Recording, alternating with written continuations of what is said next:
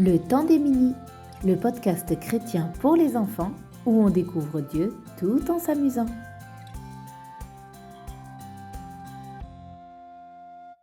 Coucou mon cher Mini, comment vas-tu ? Depuis mercredi dernier, as-tu réussi à faire des choix sages comme le roi Salomon ? Eh bien, comme je t'en avais parlé la semaine dernière, Dieu a confié une magnifique mission au roi Salomon. Te souviens-tu ? Salomon aime beaucoup Dieu. Et ça tombe bien car bien des années avant qu'il ne soit roi, Dieu a fait une promesse à David, son papa. Il l'a prévenu que ce serait Salomon qui construirait une maison pour Dieu.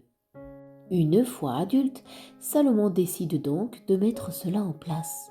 Il fait couper du bois, tailler des pierres et il démarre la construction du temple. Cela prend du temps, mais surtout de la concentration et du talent. Ouf! Heureusement, Dieu a donné tous les détails concernant la taille, les matériaux et les étapes à suivre pour la construction. Salomon, pour faire plaisir à Dieu, suit précisément toutes les instructions. Ça y est, la maison de Dieu est prête. À Jérusalem, ce temple s'élève là, majestueux. Il y a 3 parties. Le parvis, qui est une grande cour où les gens viennent faire des offrandes et des sacrifices à Dieu. Puis, à l'intérieur du temple, il y a 2 pièces principales. Le lieu saint, où les prêtres allument des chandeliers, font brûler de l'encens pour Dieu, préparent une fois par semaine du pain et quelques autres tâches. Enfin, la dernière pièce, le lieu très saint. Attention, il y a un voile très épais qui sépare le lieu saint du lieu très saint, car dans cette pièce, Dieu est là. Et il est tellement pur, saint et sans péché que tout le monde ne peut pas y entrer. Une fois par an seulement, le grand prêtre, appelé souverain sacrificateur, a le droit d'y entrer à l'occasion d'une fête spéciale. Tout ça est très précis, tu ne trouves pas ? Eh bien, ce n'est pas fini, mon cher Mini. La maison de Dieu est comme un trésor. À l'intérieur, les murs sont couverts d'or. Il y a des ustensiles, des beaux chandeliers, des lampes à huile et tout ça en or et en argent. Et pour rappeler combien le lieu très saint est vraiment très spécial, Salomon a fait façonner 2 immenses chérubins. Ce sont des sortes d'anges.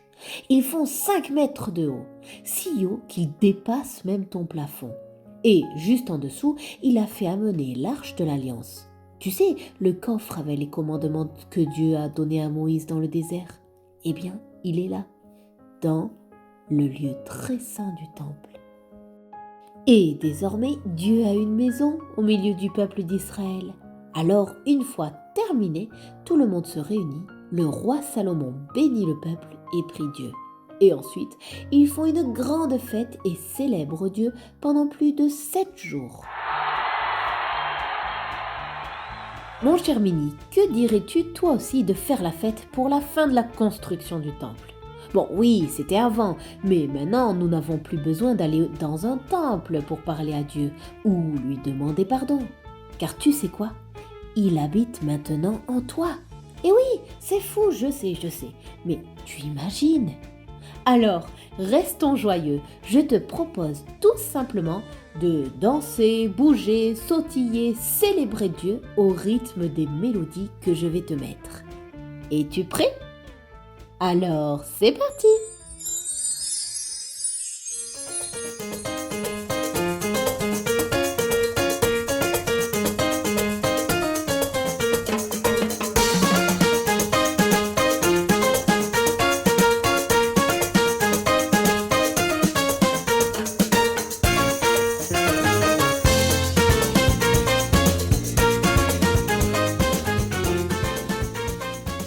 Bravo Salomon pour ce temple. Tout le peuple est heureux et célèbre Dieu. Cher Mini, quelle danse! Et maintenant une nouvelle mélodie pour remercier Dieu de faire de nous son temple et d'habiter ainsi en nous, en moi et en toi, tout le temps. Allez, c'est parti pour le louer et le remercier.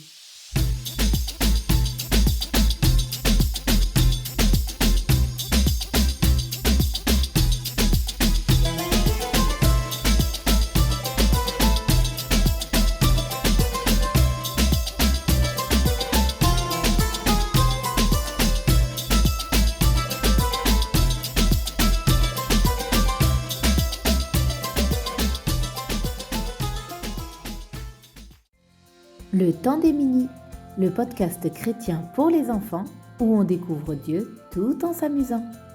Retrouve d'autres ressources sur minilec.com.